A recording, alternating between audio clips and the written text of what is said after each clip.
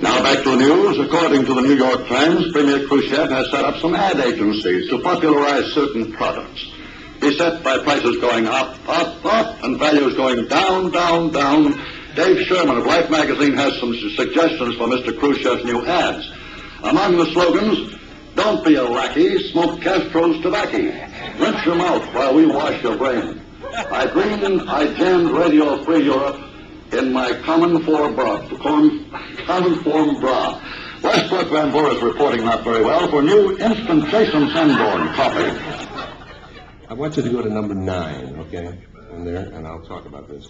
My absolute favorite that I worked with was a guy at NBC named Lee Dayton.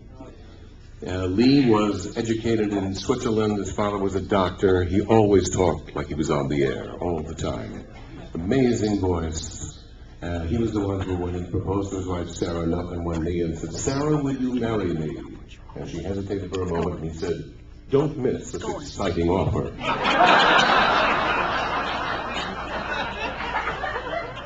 He was also, once in a while, he'd be called upon to do a disc jockey show, which was not his thing, okay? So Mike would come on and he'd say, "Frank Sinatra, this is Lee Dayton saying, this is Lee Dayton." But the greatest one, there were two great ones. Yeah. The night that Joseph Stalin's daughter went to India, you remember that? It was a big fear, but nobody knew how to pronounce her last name. It was at 10 o'clock at night. But Lee Dayton knew how to do it. He found out, called the Russian embassy, and he was immaculate. Svetlana Alyuleyeva, he could say it. Really. Nobody else. The Russians couldn't say it. He did the sign-off news after the Tonight Show. And he said, over a slide, imagine that now, news headline, he says, "Tonight, Joseph Stalin's daughter, Svetlana Alyuleyeva, defecated to the West." So he's telling me this, and he says, "Now, you know, Paul, in that situation, I had two options. One, I could have said, rather defective, and corrected myself, or I could have let it go, and owing to the lateness of the evening, hope that nobody would have caught it." But you could see people like, "Agnes, did he say?" No, I couldn't have done it. It's 10 o'clock, you know. We also had a sponsor at the time, long-running sponsor called Digel. And the announcers did the opening for this. And the announcer's copy, I memorized it, said, "NBC Radio News on the Hour, brought to you by Digel, the extra action and acid. Digel takes the acid and the gas out of acid indigestion." Okay? The close were similar. Listen again on the hour, and at this particular newscast, he was doing the 10 p.m. newscast, which you were required to say over most of these same stations, if you will recall, which was a deletable phrase if you're running short on time. But being an old-time announcer, you read everything on the page, okay? Cal Thomas was doing the newscast, and Cal ran over 2 seconds. I was doing a local show, so I'm watching the clock. He runs over 2 seconds, and there was no way that Lee Dayton was going to get this in on time. So this is what it sounded like at the end as he's closing out this NBC newscast. Our top story, Egypt expresses its displeasure with U.S. reaction to Israeli charges that Egypt has violated the Middle East truce. Cal Thomas, NBC News, reporting. Listen again on the hour over most of these same stations when Digel, the anti-gas antagonist, brings you NBC Radio News. He went out, he came out, "Did that get on the air?" And I was up 2 studios, I said, "Yes, Lee, it did." You know? He was a member of the famous NBC fave, he used to call it. PC Radio, News on the Hour. This is a good one. In the latter days, the announcers had little to do.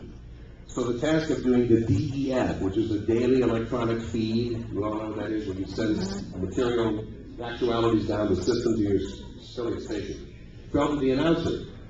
Here is John Francis Costello, NBC announcer. Oh, Jack Costello, as you all know him, doing his version of the DEF.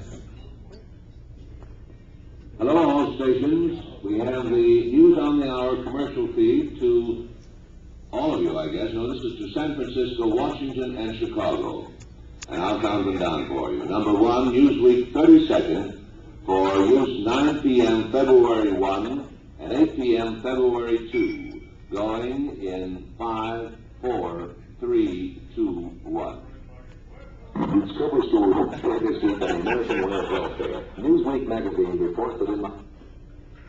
Oh, shit.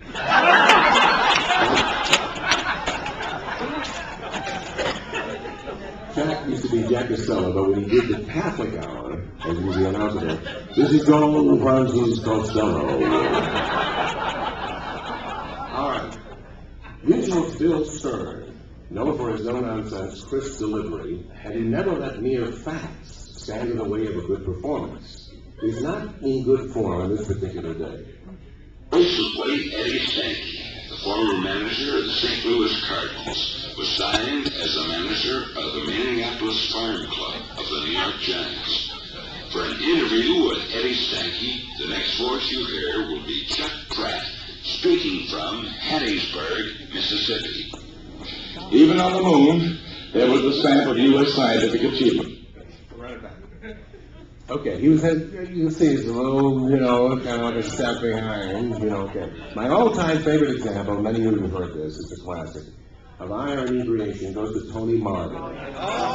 Hit voice announcer for Arthur Godfrey, who, like many of his fellow old-timers, were given jobs at Mutual where they should have hung up the mic years before. Listen carefully here as Tony does his imitation of double talker Al Kelly. Even on the moon, there was the stamp of U.S. scientific achievement. Not to be overlooked, Russia, incidentally, pitched another Sputnik into orbit. An international satellite, the UK-1, was launched from the Cape, built by the U.S., carrying British instruments. Its job in orbit was to study the layer above the stratosphere. It is the first two-power space effort. The Air Force fired 2 satellites that went out ground today. There were no details. Presumably, their purpose is to study radiation and provide more defense information. From Morse Island, the U.S. and Japan going to send a Nike Cajun sounding rocket more than 76 miles into space. The orbit is not intended, or it is known.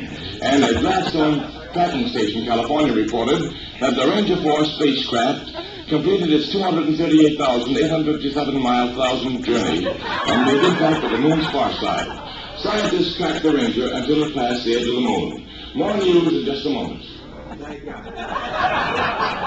One other thing, and we won't go into this right now, but if you get a hold of Ron Nesson, who's in the building, in our room right now, at the very end, Ron was part of a broadcast which I took part in as the announcer in 1976, when Gerald Ford was in the White House. And it was the first time in many years that Queen Elizabeth had visited the United States.